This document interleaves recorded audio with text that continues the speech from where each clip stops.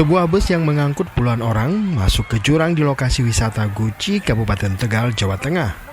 Peristiwa yang terjadi Minggu pagi 7 Mei 2023 itu mengakibatkan satu orang meninggal dunia dan belasan korban luka-luka.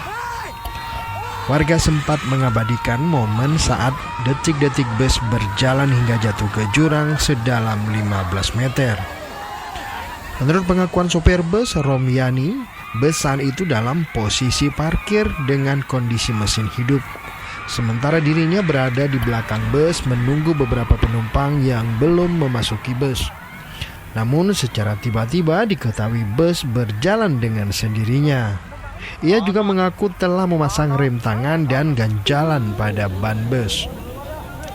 Sejumlah warga sekitar langsung memberikan pertolongan pada penumpang yang merupakan rombongan ziarah dari Kabupaten Tangerang Selatan. Satu orang korban meninggal dunia dan sejumlah korban luka-luka telah dievakuasi ke rumah sakit umum daerah setempat. Sejumlah dugaan bermunculan penyebab jatuhnya bus tersebut ke jurang. Diduga ada seorang anak dari penumpang yang memainkan tuas rem tangan sehingga menyebabkan bus mendadak maju dengan sendirinya. Sejauh ini polisi masih menyelidiki penyebab kecelakaan bus yang mengangkut rombongan tersebut.